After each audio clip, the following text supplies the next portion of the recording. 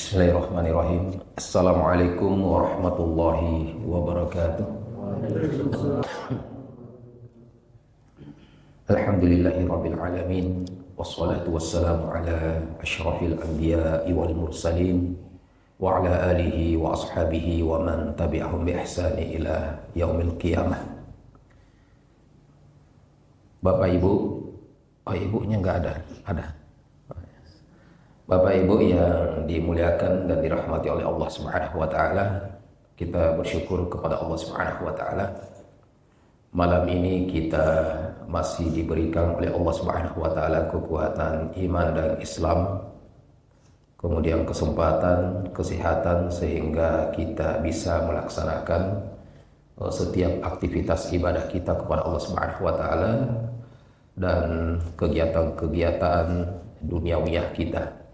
Olehnya itu, sebagai bentuk syukur kita atas karunia dan nikmat-nikmat Allah Subhanahu wa taala adalah kita selalu meningkatkan keimanan dan ketakwaan kita kepadanya.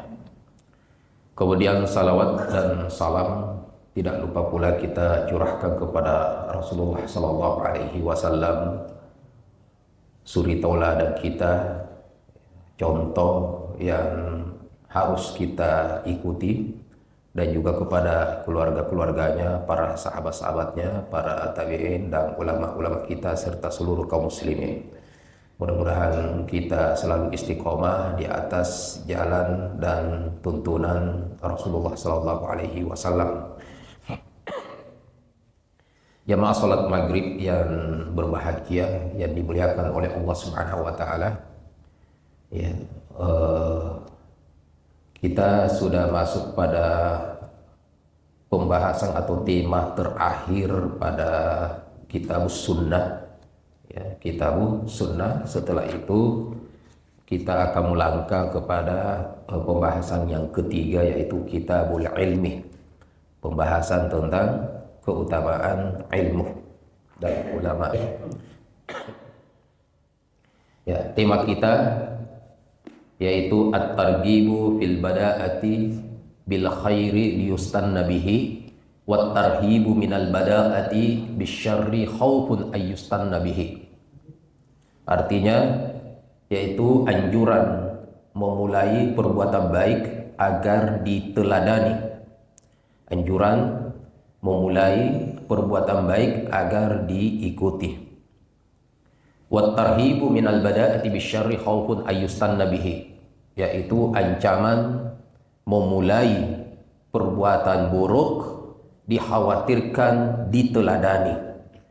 Jadi perbuatan baik itu kita berharap diikuti, dan perbuatan buruk berharap tidak diteladani, tidak diikuti.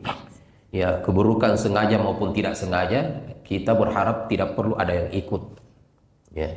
Jadi jangan sekali-kali melakukan keburukan kemudian mengajak orang berbuat buruk, melakukan keburukan yang sama. Ya, karena sebagaimana pahala yang kita peroleh dari orang yang mengikuti kita, begitu juga dengan dosa. Ketika ada yang memulai suatu perbuatan dosa dan mengajak saudaranya berbuat dosa, maka dosa yang jatuh kepada saudaranya itu juga akan dia dapatkan orang yang mengajarinya berbuat dosa. Ya. Jadi yang harus kita ajarkan kepada orang adalah kebaikan, ya, bukan keburukan. Ya, tidak ada yang bisa lepas dari melakukan keburukan, ya. Namun sengaja maupun tidak sengaja, ketika seseorang itu jatuh dalam keburukan, tidak perlu mengajak saudaranya, ya, mengajak orang lain. Bapak Ibu yang dimuliakan oleh Allah Subhanahu wa taala, hadis yang pertama yang akan kita sebutkan adalah hadis dari Jarir radhiyallahu anhu. Beliau mengatakan, "Kunna fi sadri nahari 'inda Rasulillah sallallahu alaihi wasallam faja'ahu qaumun 'uratun mujtabin nimari wal 'abad mutaqallidis suyuf amatuhum min mudar bal akulluhum min mudar. Fatama'ara wajhu Rasulillah sallallahu alaihi wasallam lamma ra'a ma bihim minal faqah. Fadakhala thumma kharaja. Fa amara Bilalan fa azzana wa aqama fa shalla. Thumma khataba fa qala. Ya. Sebelum kita sampai kepada khutbah Rasulullah sallallahu alaihi wasallam, Jarir radhiyallahu anhu mengatakan, kami di siang hari bersama Rasulullah sallallahu alaihi wasallam, lalu tiba-tiba datang satu kaum, kelompok orang. Ya, kaum itu bisa artinya satu orang, bisa sekelompok orang. Maka datang sekelompok orang mujtabin nimari wal aba, yaitu menggunakan pakaian ala kadarnya, ya, terbuat dari bulu hewan atau kulit yang dia bentuk menjadi baju. Wal aba, aba ini adalah pakaian bagian luar dari pakaiannya orang Arab, tipis. Ya. Mutaqallidis suyuf, mereka membawa pedang.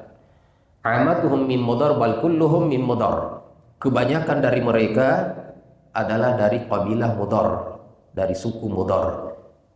Bal kulluhum, bahkan mungkin semuanya dari Mudar. Fatama'ara wajhu Rasulillah sallallahu alaihi wasallam. Lalu taghayyara, berubah langsung, ya, dalam riwayat disebutkan memerah wajah Rasulullah sallallahu alaihi wasallam. Taghayyara, berubah wajahnya. Ya, berubah wajah Rasulullah sallallahu alaihi wasallam kapan? Lamma ra'a ma bihim minal faqah, ketika melihat keadaan mereka yang begitu kelihatan sangat papa. Papa itu artinya serba berkekurangan. Ya, serba berkekurangan. Jadi Rasulullah ketika melihat satu kaum yang datang itu pakaiannya yang biasa-biasa, bahkan di bawah standar. Ya, standarnya adalah standar orang yang berkekurangan pada waktu itu, ya, orang miskin. Maka Rasulullah SAW berubah langsung wajahnya, lalu Rasulullah masuk, tidak dikatakan masuk ke masjid atau masuk ke kamarnya, kemudian keluar lagi, kemudian menyuruh Bilal untuk azan. Setelah azan, Bilal pun tiba waktunya qomat, diiqamah. Setelah itu sholat. Setelah sholat, Rasulullah SAW berkhutbah.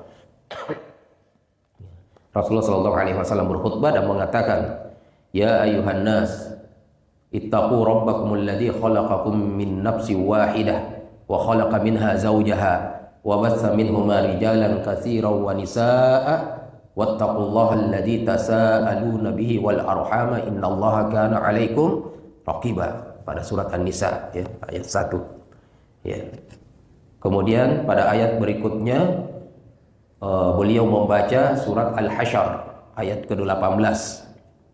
Ittaqullaha wal tanzur nafsum ma qaddamat lighad wattaqullaha innallaha khabirum bima ta'malun. Ya. Rasulullah SAW membacakan dua ayat.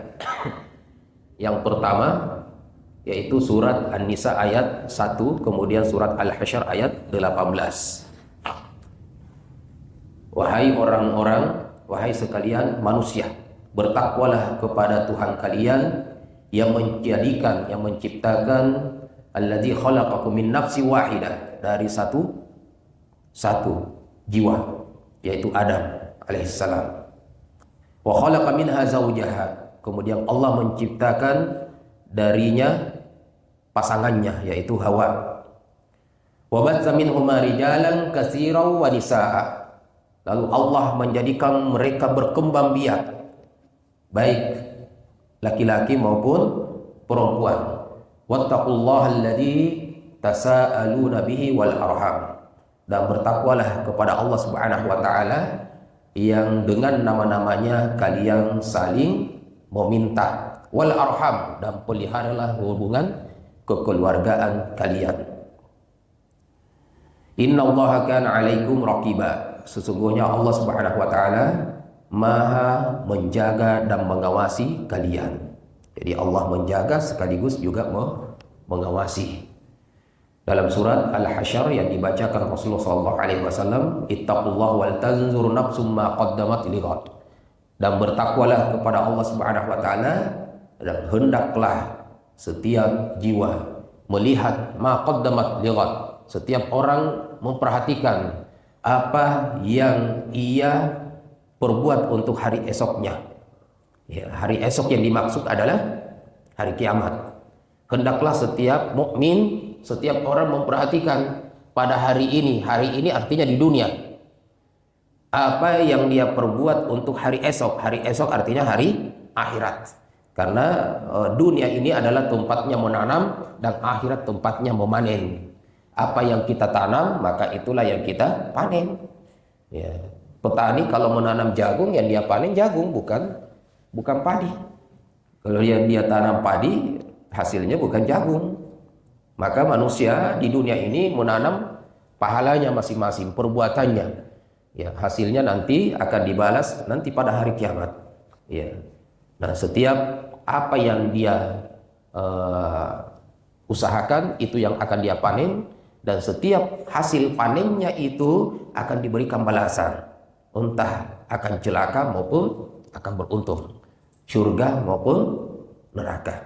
Dan tidak ada kehidupan yang ketiga, ya, kehidupan hanya dua. Ya. Bapak Ibu yang dimuliakan oleh Allah Subhanahu wa taala. Kemudian kata Rasulullah sallallahu alaihi wasallam, tasaddaqa ar-rajulu min dinarihi wa min dirhamihi wa min saubihi wa min sa'i burrihi wa min sa'i tamarihi hatta qala law bi syaqqin tamratin. Ya. Lalu Rasulullah sallallahu alaihi wasallam mengatakan, hendaklah setiap orang untuk bersedekah. Artinya bersedekah ke siapa? Ke satu kaum ini. Hendaklah setiap orang di antara yang ada di sekitar Nabi Sallallahu Alaihi Wasallam itu bersedekah. Ya, bersedekah min dinarihi, dari dinarnya, atau dari dirhamnya, atau dari pakaiannya, atau dari gandumnya. Ya, satu sok itu 4 amdad, 4 mud. Ya, kira-kira 2,5 kilogram atau sekitar 3 kilo. Ya, hendaklah setiap orang bersedekah ya 3 kilo lah. Ya, 3 kilo setiap orang. Gandum, kalau gandum, atau tamrah, kurma, kalau yang dia miliki kurma. Kalau hari ini beras, ya beras. Ya. Jadi sedekah itu selalu diperintahkan Nabi Shallallahu Alaihi Wasallam, karena disebutkan dalam riwayat sedekah itu adalah burhan, bentuk bukti keimanan seseorang. Sedekah itu Bapak Ibu sekalian sesuatu yang berat, sehingga kalau ada yang mampu dan mudah untuk bersedekah, itu adalah sesuatu yang baik, dan hendaklah dia istiqomah. Kenapa? Karena itu adalah burhan. Burhan itu adalah bukti keimanan seseorang. Ya, banyak orang yang sholatnya bagus, hartanya juga banyak, tapi tidak mampu bersedekah. Ya, ada yang mampu bersedekah 1 kali, tapi tidak bisa istiqomah. Nah, yang kita cari Bapak Ibu sekalian, seperti pembahasan-pembahasan yang sebelumnya, yang dicintai oleh Allah Subhanahu wa taala itu adalah keistiqomahan kita. Bukan di saat kita minta baru mulai, tapi kalau bisa kita yang memulai sebelum diminta. Tapi diminta pun kemudian kita mulai juga sesuatu yang bagus, ya, masih lebih bagus dibanding diminta juga tidak ngasih, kan gitu. Ya. Bapak Ibu sekalian, tidak ada yang tercela selama kita berbuat baik. Kebaikan apapun itu pasti terpuji, ya, bagaimanapun bentuknya, karena kebaikan juga bertingkat-tingkat pahalanya di sisi Allah Subhanahu wa taala. Makanya tadi kita sebutkan, yang memulai sebelum diminta itu lebih baik daripada memulai setelah diminta, tapi semuanya baik. Semuanya baik, hanya berbeda tingkatan. Ya. Bapak Ibu yang dimuliakan oleh Allah Subhanahu wa taala. Ya, kemudian setelah Nabi Shallallahu Alaihi Wasallam menyampaikan demikian, hatta qala, karena ini perkataan Jarir, ya, dia yang menyampaikan tentang peristiwa ini. Jadi dia yang melanjutkan sampai Nabi, kata beliau sampai Nabi mengatakan, walau bisyikki tamratin, walaupun sebiji kurma saja. Jadi berapapun yang kita miliki. Jadi nggak ada alasan sebenarnya saya tidak memiliki apa-apa, karena setiap orang pasti punya apa-apa. Ya, cuma terkadang kita selalu ketika kita memiliki sedikit, kita katakan saya tidak punya. Ya. Ada yang mau minjam uang, apa Nabi bilang biasa kalau tidak mau pinjamkan, tidak ada uangku. Padahal ada, pasti ada uangnya. Ya. Jadi minimal kita mengatakan tidak cukup, ada juga keperluan saya, karena nggak ada itu yang tidak punya apa-apa. Ya. Makanya kata Nabi, walau bisyikki tamratin, walaupun satu biji kurma. Artinya seberapapun yang kita miliki. Ya. Nah, qala faja'a rajulun minal ansar bi surratin kadat kaffuhu ta'jizu anha bal qad ajazat.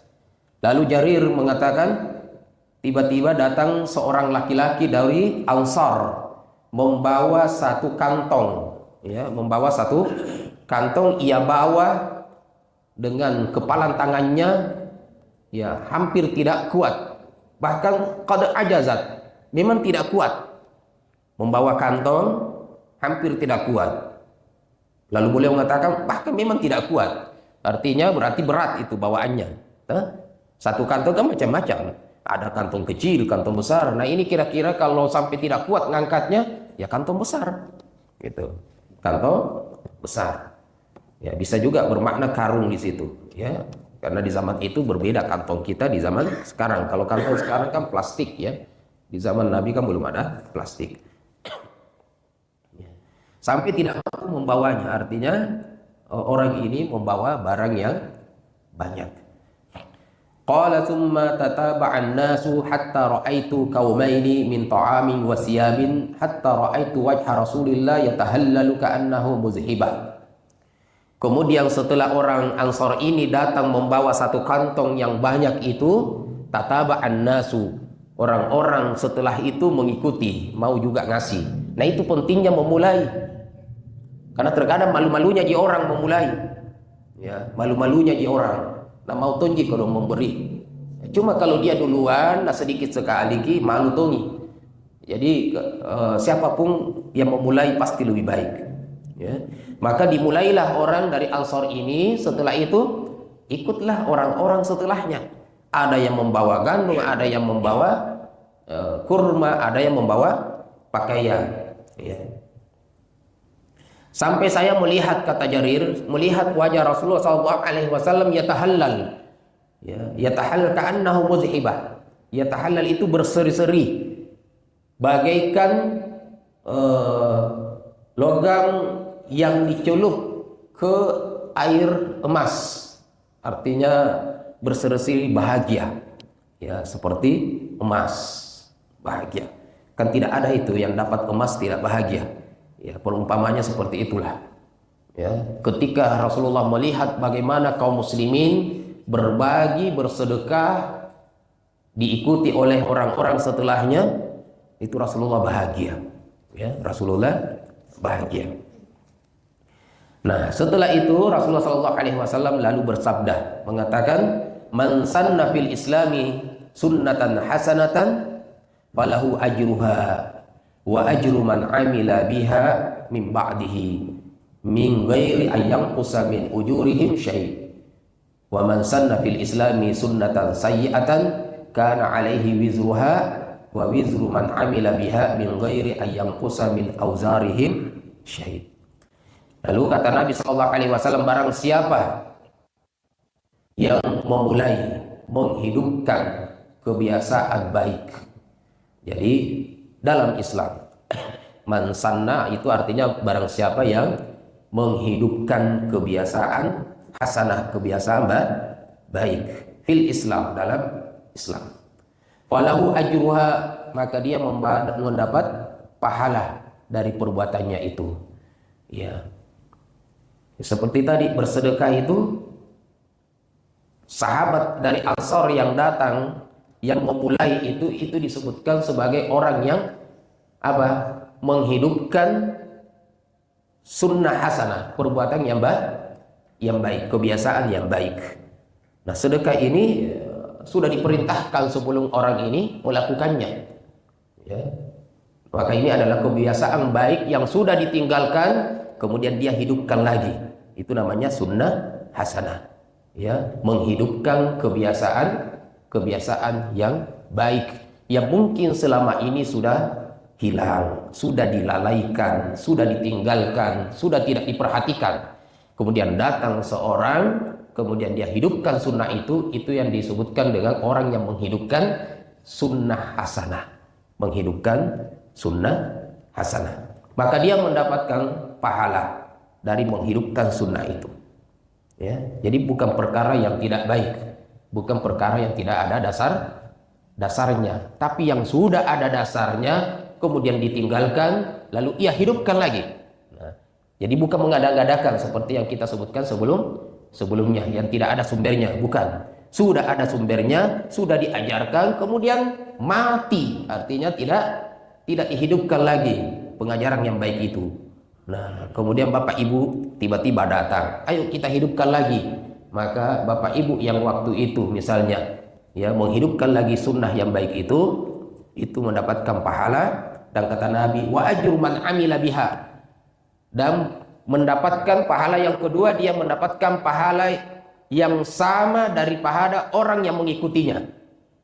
Contoh misalnya ada seorang bapak yang memulai menghidupkan sunnah yang sudah mulai hilang. Setelah itu ya perbuatan baik ini diikuti oleh orang banyak atau satu kompleks, satu perumahan ini. Ada berapa yang mengikutinya? Anggaplah misalnya ada 10. Anggaplah ada 10. Setiap yang 10 ini per orang mendapatkan, misalnya ini contoh, kalau hitung-hitungan matematika supaya lebih mudah dikaji. Saya misalnya orang ini sudah mendapatkan pahala dari menghidupkan sunnah. Kemudian sunnah itu diikuti oleh orang-orang yang melihatnya. Ada 10 orang yang ikut. 10 orang ini mungkin memiliki pahala yang berbeda karena kadarnya yang jumlahnya yang berbeda atau niatnya yang berbeda-beda. Ada yang dapat nilai 100 di sisi Allah, ada yang dapatkan 200 misalnya. Maka setiap 100 atau 200 pahala atau berapapun pahala yang didapatkan setiap orang dari 10 itu didapatkan juga oleh orang yang menghidupkan, yang pertama kali menghidupkan sunnah itu. Jadi kalau 10 orang Bapak Ibu sekalian, dia mendapatkan pahala dari 10 orang itu. Ya, dari 10 orang itu. Nah, ini nikmatnya menghidupkan sunnah hasanah. Ya, menghidupkan pengajaran yang baik. Min ghairi ayyam qusa min ujurihim syai'. Tanpa dikurangi pahalanya orang-orang yang 10 tadi itu. Ya. Kalau hitungan kita kan, kalau misalnya saya katakan gajinya orang itu misalnya, gaji kalau seandainya kita ibaratkan sebuah gaji. Gajinya orang yang pertama tadi misalnya 5 juta. Oh, ada yang mengikutinya, masing-masing dikali sih 3 juta, 3 juta, 3 juta. Kira-kira kalau misalnya setiap yang mengikuti orang tadi yang 3 juta pahalanya lalu harus diberikan dengan jumlah yang sama kepada orang itu, kira-kira berapa gajinya terakhir? Habis. Itu kalau hitungan gaji, ya, hitungan manusia. Karena kata Nabi, ya, setiap orang yang mengamalkan sunnahnya itu dia mendapatkan pahala yang sama. Kalau kita bawa ke gaji, maka setiap orang yang dapat gaji 3 juta itu juga diberikan 3 juta kepada apa? Laki-laki yang pertama yang membuat sunnah tadi. Nah, kira-kira sisa berapa per orang tadi? Habis. Nah, kalau ini pahala tidak. Ya. Kalau pahala hitungan dari Allah Subhanahu wa taala, min ghairi ayyam qusa min ujurihim syai'. Tanpa dikurangi pahala mereka itu. Ya. Mereka kalau dapat 100 pahala dari Allah tetap 100 ke laki-laki yang pertama, dia tetap tidak berkurang. Karena yang ngasih bukan orang itu, tapi yang ngasih adalah Allah. Jadi anggaplah kalau gaji bukan diambil dari gajinya yang yang mengikuti tadi, tapi memang apa?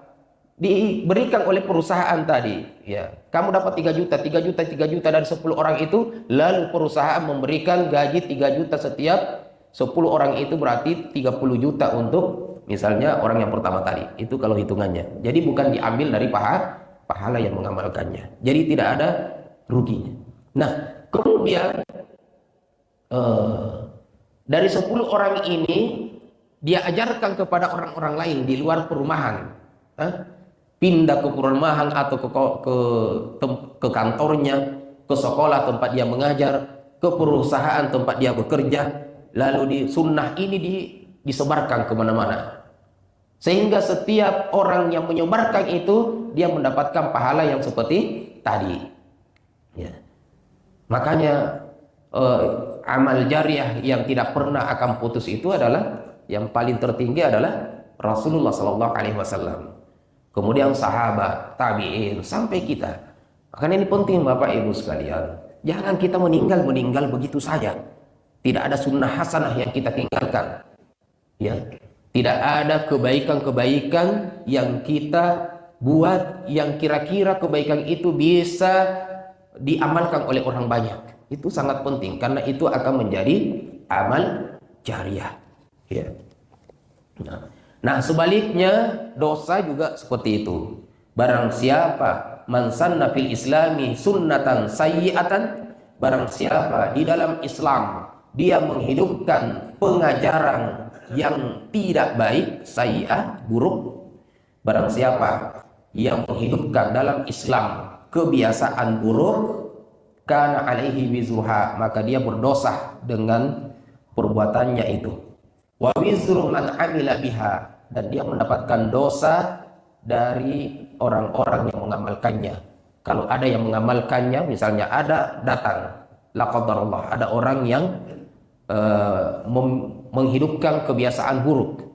Nah, ini bedanya kalau kata bid'ah, dia melakukan perkara baru yang memang sebelumnya tidak ada.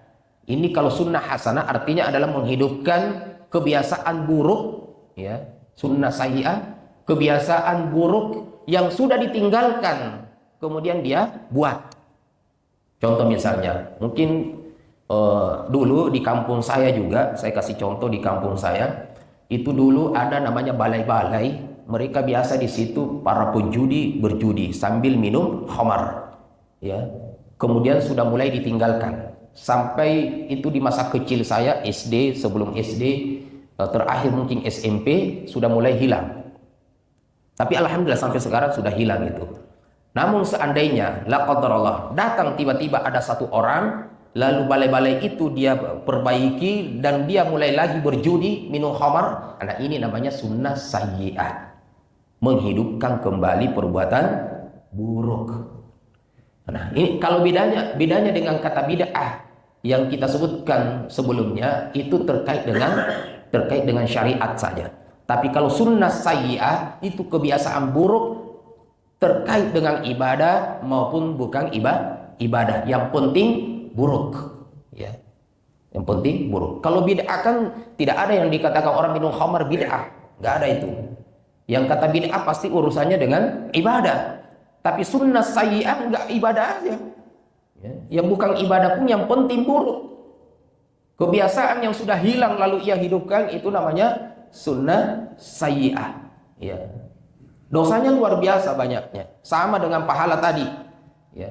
Setiap kali ada orang yang mengikuti keburukan itu, maka orang yang mengikuti itu mendapatkan dosa, dan dosa yang dimiliki oleh orang yang mengikuti itu juga didapatkan oleh orang yang memulai keburukan itu, ya, mulai keburukan itu. Makanya di awal saya katakan, kalau kita melakukan keburukan nggak usah ngajak-ngajak, nggak usah ngajak, ya. Karena dosanya sangat luar biasa.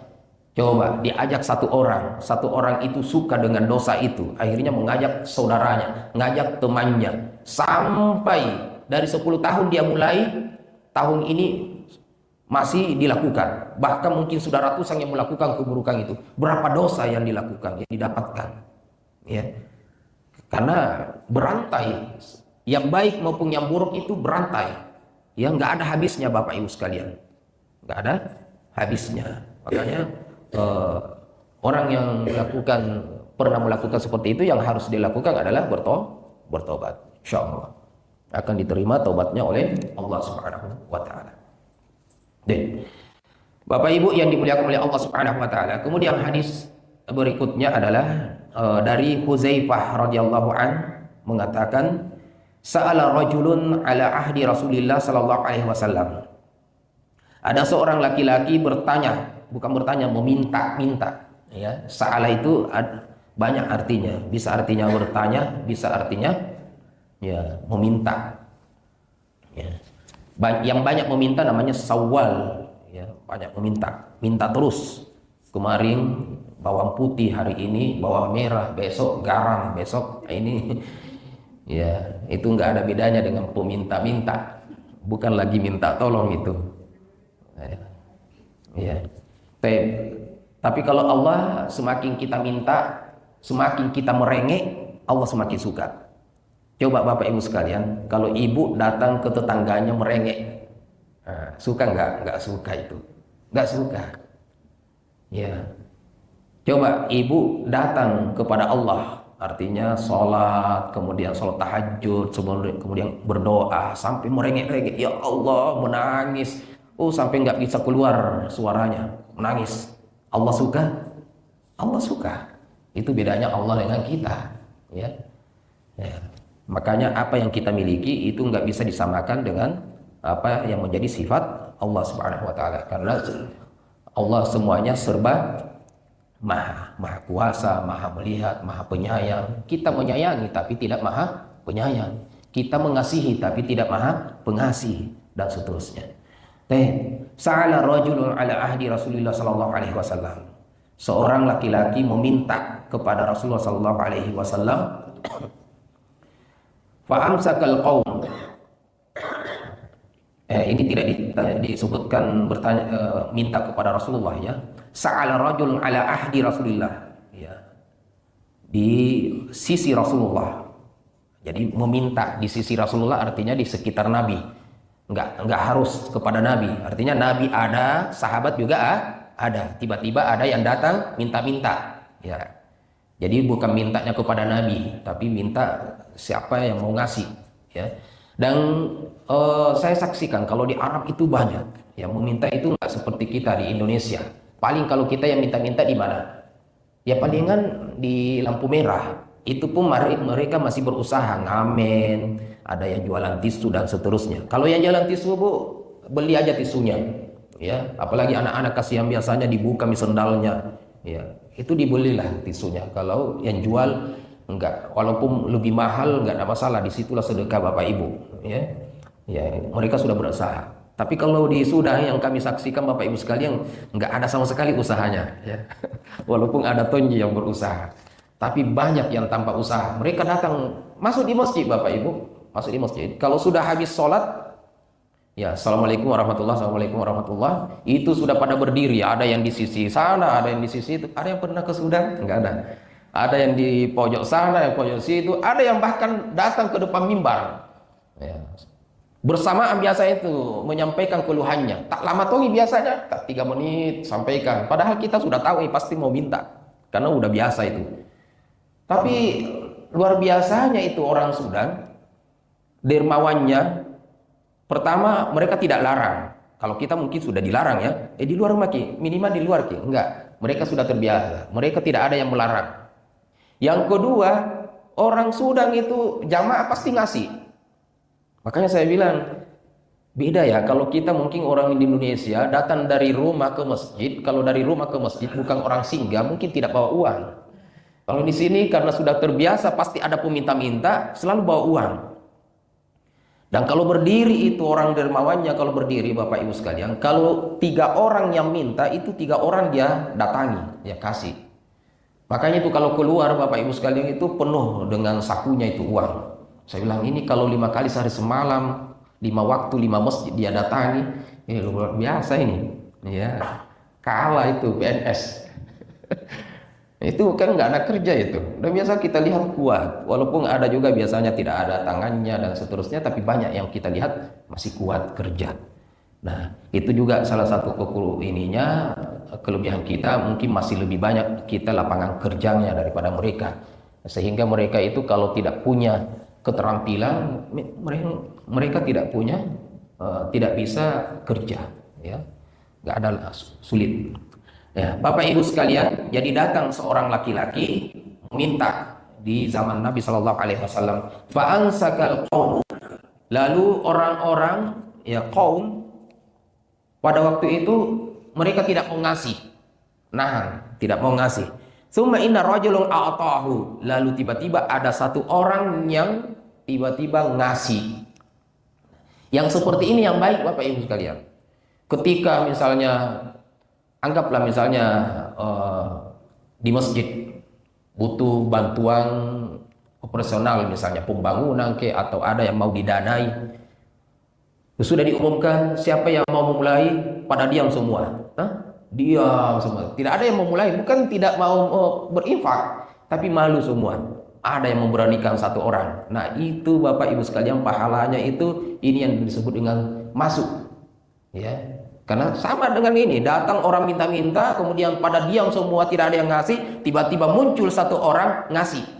Kata Nabi, lalu dengan itu asbabul wurudnya Rasulullah SAW bersabda, man sanna khairan fastunna bihi kana lahu ajruhu wa mislu ujuri man tabi'ahu ghaira muntaqisim min ujurihim syai'a. Kata Nabi SAW, barang siapa yang menghidupkan kebaikan, fastunna bihi, lalu diteladani, lalu diikuti, artinya setelah orang ini ngasih, kemudian orang-orang baru ngasih juga, ya, kana lahu ajruhu, maka dia mendapat pahala dari menghidupkan sunnah itu, wa mislu ujuri man tabi'ahu, dan mendapatkan pahala dari orang-orang yang mengikutinya.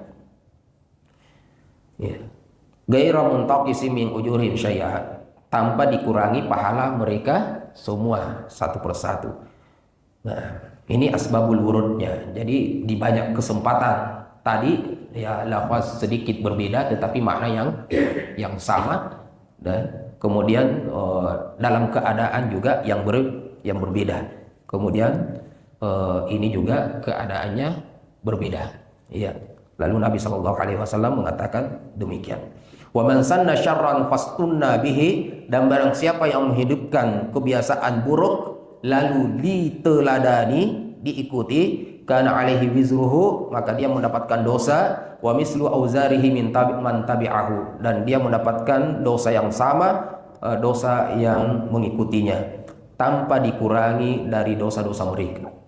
Jadi sama dengan pahala, Bapak Ibu sekalian, ya, dosa pun demikian. Maka mudah-mudahan kita menjadi kunci kebaikan dan gembok keburukan. Nah, kemudian dalam hadis berikutnya, laisa min nafsin tuqtalu zulman illa kana ala bani adam al-awwali kiflun min damiha li'annahu awwal man sanna al-qatla. Ya. Ini hadis tentang dari Abdullah ibn Mas'ud tentang orang yang memulai, ya, itu sampai kapanpun dia akan mendapatkan pahalanya selama amalan itu masih diikuti. Begitu juga dengan keburukan. Siapa yang memulai suatu keburukan lalu diikuti, ternyata sampai hari kiamat itu juga masih dapat dosanya. Ya.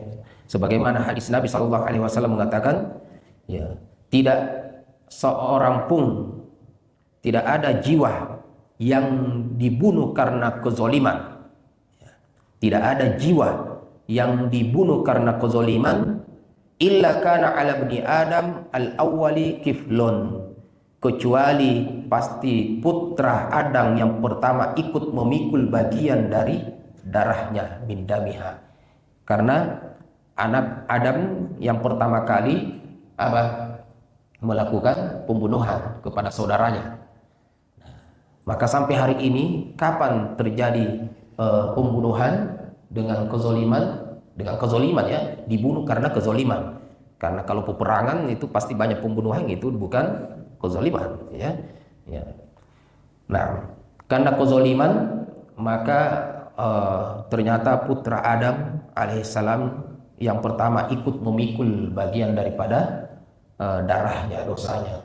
Kenapa? Li'annahu awwalu man sannal qatlah, karena dialah yang pertama kali memulai pembunuhan. Itu. Ya.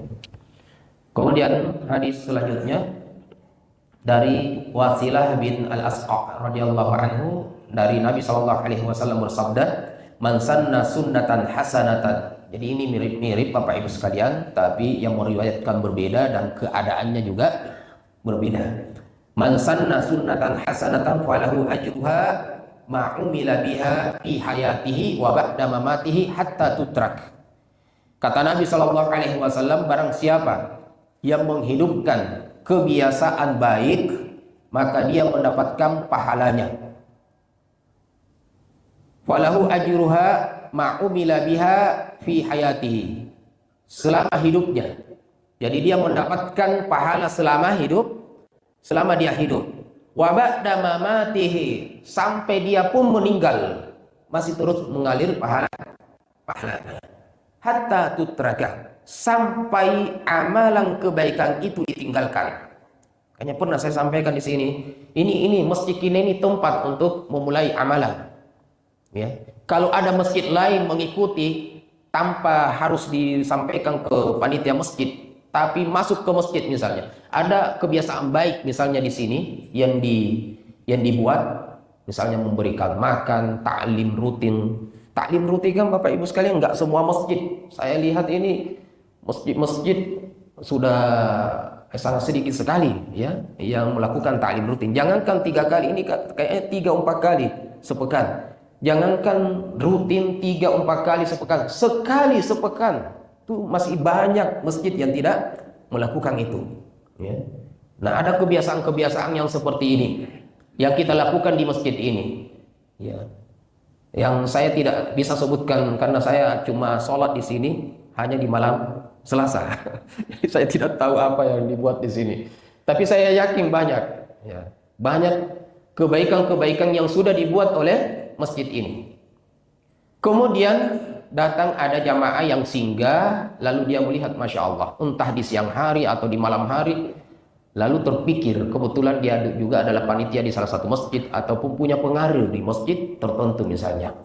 Nah, tiba-tiba melihat, intinya mungkin banyak Bapak Ibu sekalian, taklim kan mana-mana juga banyak, tapi orang ini baru bergerak hatinya ingin memulai di masjidnya karena melihat contoh yang ada di masjid ini. Maka tetap Bapak Ibu sekalian, ketika dia mengamalkan sunnah hasanah yang ada di masjid ini, di masjidnya juga dilakukan taklim, memberikan makan, ya. Walaupun di masjid lain juga sudah dilakukan mungkin jauh sebelum di masjid ini, tetapi orang yang memulai di masjidnya itu, dari mana dia dapat ide? Dari mana tergerak hatinya? Dari masjid ini. Maka Bapak Ibu sekalian, masjid ini siapapun orang-orangnya di dalam masjid ini, donaturnya, panitianya, maka mereka mendapatkan pahala jariah sampai di masjid di tempat tadi itu ditinggalkan amalan itu. Jadi walaupun donaturnya di sini sudah meninggal, panitianya sudah tidak ada, namun amalan itu sudah terlanjur menyebar kebaikan itu, maka kita mendapatkan amal jariahnya. Ya, itu pentingnya memulai suatu kebiasaan ya, agar diamalkan oleh orang banyak. Hatta tutrak, sampai itu ditinggalkan. Nah, sebaliknya juga keburukan begitu. Man sanna sunnatan sayyi'ah, barang siapa yang menghidupkan kebiasaan buruk, fa alaihi ismuha hatta tutraka, maka dia mendapatkan dosa sampai kebiasaan buruk itu ditinggalkan. Wa man mata murabitan jara alaihi amalul murabiti hatta yub'atsa yaumal qiyamah. Ini satu contoh. Barang siapa yang bersiap siaga menghadapi musuh Allah Subhanahu wa taala, ya, kemudian dia meninggal, artinya dia meninggal dalam keadaan dia bersiap siaga untuk menghadapi musuh Allah. Nah, jara alaihi amalul murabiti hatta yub'atsa yaumal qiyamah. Pahalanya terus mengalir sampai dia sampai hari kiamat. Nah, terakhir dari Sahal bin Sa'ad radhiyallahu anhuma bahwa Nabi sallallahu alaihi wasallam bersabda, "Inna hadzal khair hazain." Ini sangat penting. Inna kebaikan ini mempunyai gudang kekayaan. Kebaikan itu punya gudang. Walitil kal khazain wa fatih. Nah, dan gudang kebaikan itu memiliki apa? Kunci. Jadi kebaikan itu punya gudang, tempat. Dan tempat itu pasti punya kunci. Mau dibuka atau ditutup. Tuba li 'abdin ja'alahu Allahu 'azza wa jalla miftahan lil khair wa mughlaqan lisyarri. Maka beruntunglah, bergembiralah, syurgalah, kabar baik bagi seorang hamba yang Allah jadikan dia sebagai kuncinya kebaikan dan gemboknya keburukan. Nah, gemboknya keburukan. Jadi ada gudang kebaikan. Maka beruntunglah yang Allah pilih, jadikan hamba tersebut sebagai kunci kebaikan. Artinya dia punya kuncinya untuk membuka kebaikan itu. Wa mughlaqan lisyarri, dan gembok. Gembok itu dipakai apa? Kunci pasti dibuka, dipakai membuka, ya. Maknanya pasti ke sana. Kalau kunci pasti dipakai membuka, gembok dipakai menutup. Maka beruntunglah seorang hamba yang dipilih oleh Allah untuk diberikan kunci untuk membuka kebaikan dan diberikan gembok untuk menutup keburukan. Dia selalu memulai kebaikan, dan ketika ada keburukan dia yang pertama menutup keburukan itu. Ya. Ada satu kompleks selalu membuat kebaikan-kebaikan, memulai kebaikan. Tapi kapan ada keburukan, dia juga yang pertama turun tangan menutup keburukan itu. Nah, ini dikatakan tuba, artinya syurgalah kepadanya, beruntung orang itu. Sebaliknya wailun li 'abdin ja'alahu Allahu miftahan lisyarri wa mughlaqan lil khair. Maka celakalah. Wailun itu diambil dari neraka wail. Artinya neraka wail. Celakalah. Jadi Allah jadikan dia sebagai pintu keburukan dan gemboknya kebaikan. Ya. Kalau ada keburukan pasti dia yang buka. Nah, itu bahasanya begitu. Setiap keburukan dia yang mulai. Wa mughlaqan lisyarri, dan tidak mau menutup setiap ada mughlaqan lil khair, dan sangat tertutup dengan kebaikan. Ada kebaikan nggak mau, tapi kalau ada keburukan dia yang mulai. Nah, ini wailun, celaka orang seperti ini. Maka Bapak Ibu sekalian, alhamdulillah kitabus sunnah kita sudah tuntaskan. Mudah-mudahan banyak ya yang bisa kita ambil, dan mulai sekarang kita menjadi pelopor kebaikan. Ya, ini kuncinya yang terakhir. Kita menjadi miftahun lil khair wa mughlaqun lisyarri. Mari kita menjadi kuncinya kebaikan dan gembok penutupnya keburukan.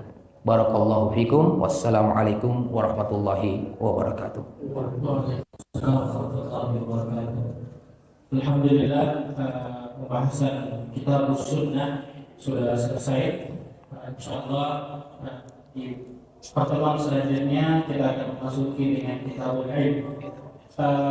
Mungkin tadi saya teringat Bapak Ustaz bilang bahwa amal jariah tertinggi itu ada pada Rasulullah. Maka saya juga berpikir ada orang yang terkadang membaca tidak Hadratin Nabi Mustafa kepada kehadiran Nabi Sallallahu Alaihi Wasallam Al-Fatihah. Kalau sebenarnya dia tidak sebut itu pun Rasulullah pasti dapat pahala, karena tidak mungkin seseorang dapat mengetahui Al-Fatihah itu kecuali dari jalan Rasulullah Sallallahu Alaihi Wasallam. Ya, silakan Bapak Ibu sekalian yang mungkin memiliki pertanyaan.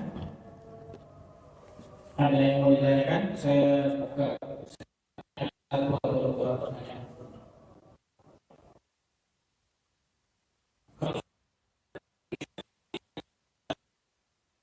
Secara umum, makanya sunnah, kata sunnah itu memiliki makna dari segi bahasa, memiliki makna yang banyak. Ya, sunnah ke dalam ilmu tauhid itu artinya adalah lawannya bid'ah, itu dalam ilmu tauhid. Tapi sunnah dalam ilmu hadis itu pasti maknanya hadis, ya. Tapi dalam ilmu fikih sunnah itu temannya wajib, lawannya makruh. Maka dalam pembahasan targhib dan tarhib yang kita bahas hari ini, sunnah itu artinya kebiasaan, ya, kebiasaan.